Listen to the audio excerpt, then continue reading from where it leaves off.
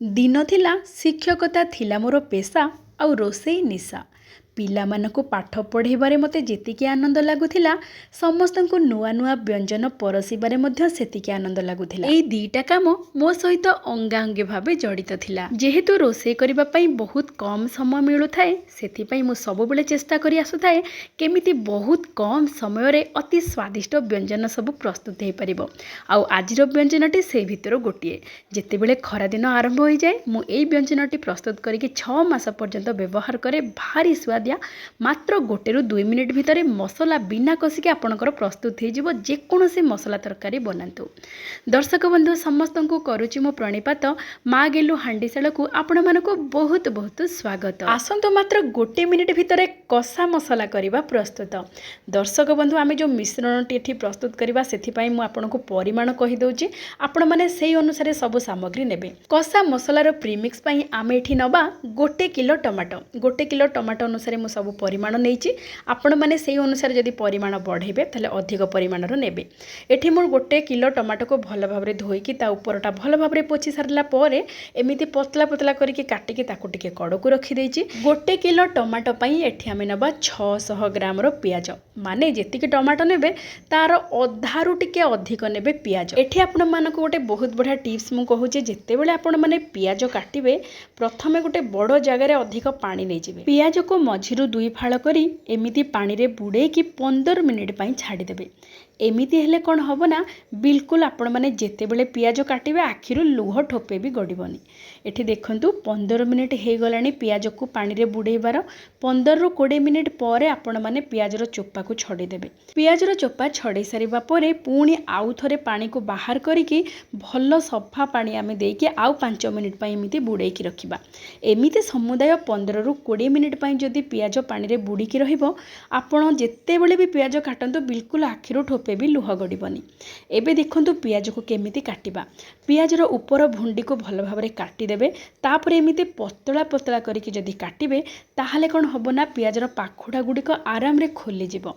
आउ एमिति आमे जेतेबेले ई पियाज को काटिबा देखंतु एठी पूरा पतला पतला करिकि काटिबा टिके घसी देबे। एठी देखंतु टिके मकचि देले पाखुडा गुडी को केमिति खोली जाउची।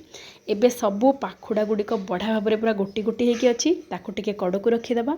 ता सहित आमे एठी नबा रसुण आउ अदा। एठी आमे नबा रसुण 100 ग्राम अदा 75 ग्राम ता माने समुदाय परिमाण हला 1 किलो टमाटो 600 ग्राम पियाज 100 ग्राम रो रसुण 75 ग्राम रो अदा। 1 किलो टमाटो परिमाण अनुसार मु सब प्रस्तुति करूची। आपण माने जदि अधिक परिमाणर नेबे सेमिति सब सामग्री को अधिक परिमाणर टिके टिके बढ़ेकी नेबे एई माप अनुसार।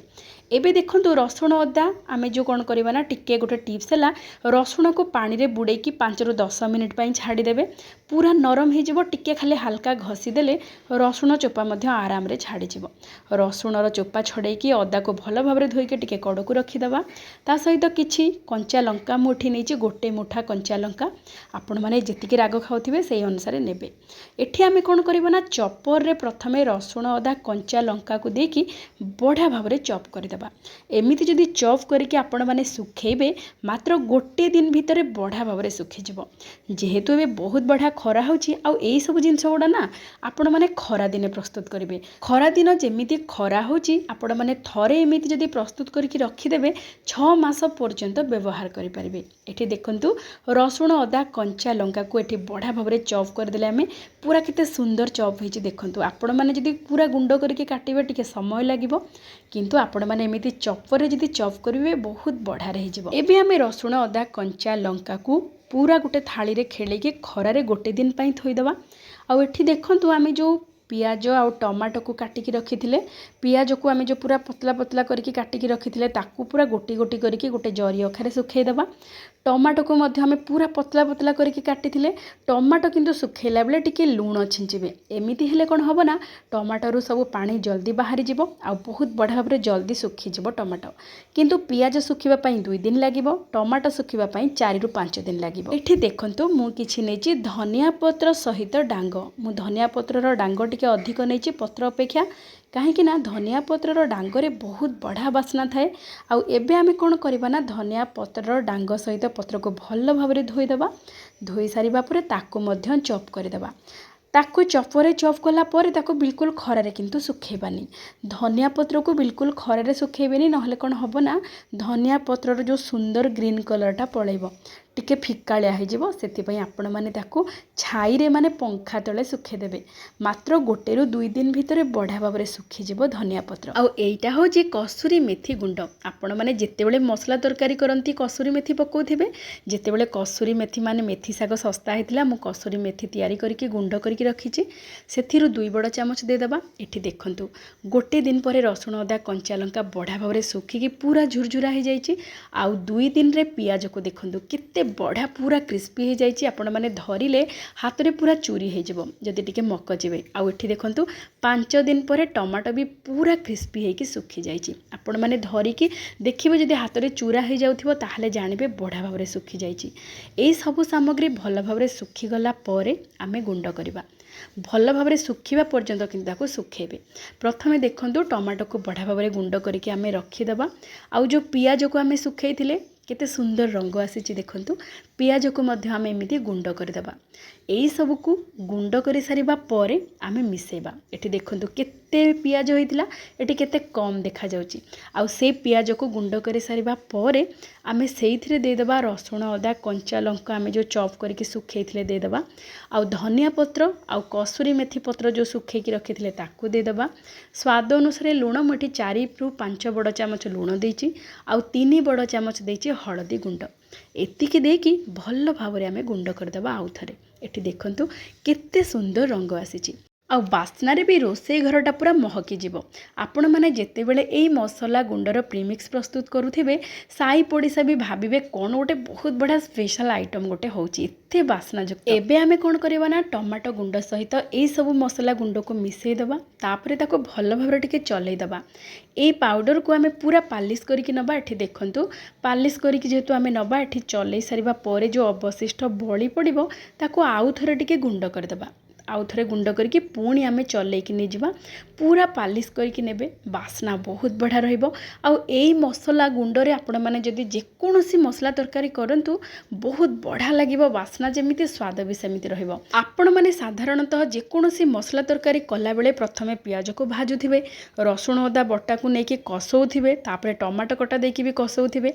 एई सब प्रोसेस कला बेले को निहाती 15 मिनिट खंडे लागुथिबो। आउ जदि आमिष होला आहुरी अधिक समय लागिबो। किंतु जदि आपण माने एई प्रीमिक्स करके रखी देथिबे ना ताहले आपनको बहुत कम समय माने 1 ରୁ 2 मिनिट रे मसला कषा हे जिवो। आ विश्वास करंतु एई मसला गुंडरे आपण माने जेकोसी मसला तरकारी प्रस्तुत करंतु स्वादटा बहुत बहुत बढ़िया रहिबो। थरे प्रस्तुत करंतु जानि परिबे। कषा मसलार प्रीमिक्स को आमे कोन करबा ना गोटे काच बोतल रे हो किंबा एयर टाइट कंटेनर रे हो किंबा एमिति जिपलॉक बैग रे आपण माने मध्य रखि परिबे।